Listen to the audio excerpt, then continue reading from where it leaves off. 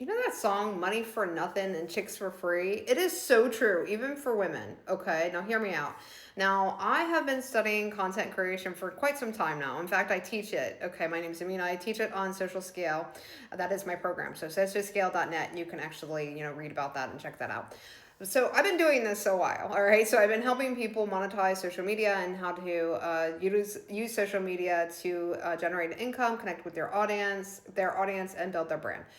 So with that, thousands and thousands of hours, invested in studying other people's content, helping them grow, also like looking at all the variety of different platforms and how people have really expanded quickly, expanded over the longevity of time, and seeing consistently that entertainment content always breaches like the next level. Like you're looking at something that might have like 90 million views, even a billion views, and then you're looking at something else that's only getting like 25 max thousand views. So the things that are getting like multiple millions of views are all the same, okay? And it is always entertainment.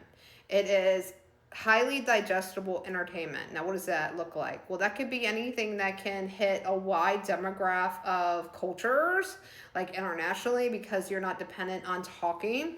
Another thing is if it hits like kids, because a lot of people like use it as television, they use social media, they use YouTube, they use all these channels to occupy their kids' attention. So especially YouTube. So if you have a YouTube channel and you really want to be known, stick to like really simple, simplistic, bright color kids stuff. Okay, make up a little like game or sitcom or something, include your kids if you really want to, but be wary about that. There's safety issues with that. I never did it with my kids, and I'm glad I didn't, even though I have thought about it for years, because for me, I've always enjoyed making content. But it's different when your kids are little to where they're bigger. Now my kids are older. So with that said, um safety is always a priority. Anyways, I just want to put that in there. So, when I talk about like expanding through entertainment, look at it this way. Now you have lots of different entertainment. You have artistic entertainment, like actual physical, like drawings and paintings and stuff, which I do, but I don't put it in an entertainment type of space. Like I'm not throwing paint. I'm not making something dramatic. I'm not wearing like bright color stuff. I don't like wear weird makeup or anything like that. Now, should I? Yes, I definitely should, because that type of content gets a lot more views, a lot more notice, and people are like, oh, that's that artist, that XYZs. So it's something I need to learn to be more comfortable with when expressing myself through my art, like actually show my art as a performance. But think of it this way, even that, you got your singers, and sometimes the singers will just sing on stage, and they'll be even if they're very animated, but if they're very animated and have something unique about them, like a lot of jewelry or a lot of tattoos or like a weird piercing or whatever it might be, they're going to get more recognition and remembered more and talked about more. Not only that, if the singer does something totally unique, like a backflip, a backflip like Benson Boone, really unique, stands out.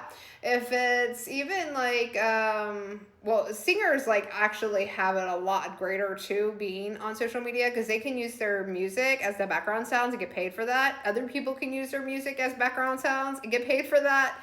There's a lot more things that they don't have to essentially do. Like they're not like shipping out something. They're not constantly having to promote it if they have a nice fan base that actually enjoy their music and emotionally connect to it. Whereas visual artists, which of course is mostly my forte, it's not so easy because it's actually physical. Like it's a physical thing that they actually had to purchase and enjoy. Yes, there's other ways that can be digitalized, right? It could be put on products, which I do.